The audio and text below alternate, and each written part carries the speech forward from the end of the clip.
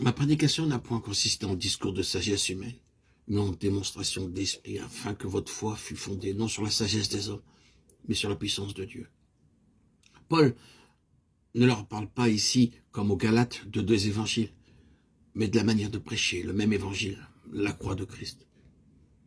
Il leur démontre que les discours pathétiques de la sagesse humaine produisent une foi qui porte le sceau de son origine, une foi qui se fonde sur la sagesse de l'homme. Tant que cette foi-là sera entretenue par les hommes et leurs moyens humains, elle pourra bien paraître prospère à leurs yeux, mais elle sera incapable de résister au jour de l'épreuve. En écoutant prêcher ainsi l'évangile, on pourra bien devenir croyant, mais on ne sera jamais qu'un faible croyant. Tandis que la foi qui naît d'une prédication pleine de vie de l'esprit et de la puissance de Dieu en reçoit une force divine. Le croyant qui écoute cette prédication-là est amené par le Saint-Esprit lui-même à regarder au-dedans de l'homme qui parle, à se mettre directement en contact avec le Dieu vivant. Il en reçoit aussitôt une foi qui lui vient de la vertu même de Dieu.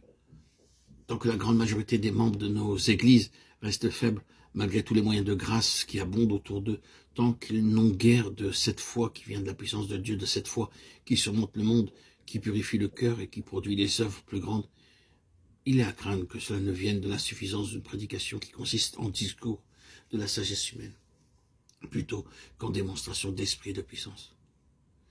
Pour qu'un changement s'opère soit dans la manière de prêcher, soit dans la manière d'écouter, il faut qu'il s'opère tout d'abord dans la vie individuelle de chacun des croyants.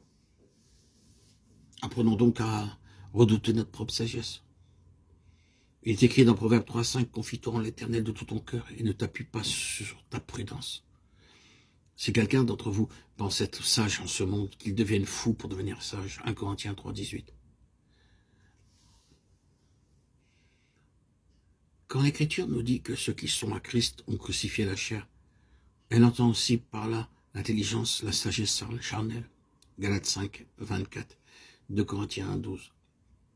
Quand je crucifie mon moi, je voue à la mort ma bonté, ma force, ma volonté, reconnaissant qu'elles ne valent rien. Et je regarde à Christ pour recevoir de lui bonté, force et volonté. Il faut que je fasse de même quant à ma sagesse. L'intelligence de l'homme est ce qui le rapproche le plus de Dieu.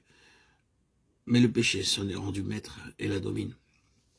Un homme peut être sincèrement converti et pourtant ne pas se douter à quel degré. C'est par son intelligence naturelle qu'il cherche encore à saisir les vérités divines.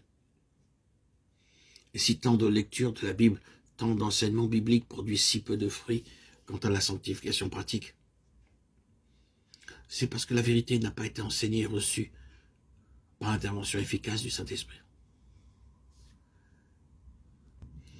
Pour pouvoir saisir les vérités divines de la révélation, il faut un esprit divin qui soit en correspondance directe avec ces vérités. Avons-nous compris que, soit pour les saisir nous-mêmes, soit pour les enseigner à d'autres d'une manière efficace, nous ne le pouvons qu'en recevant d'abord la vertu du Saint-Esprit.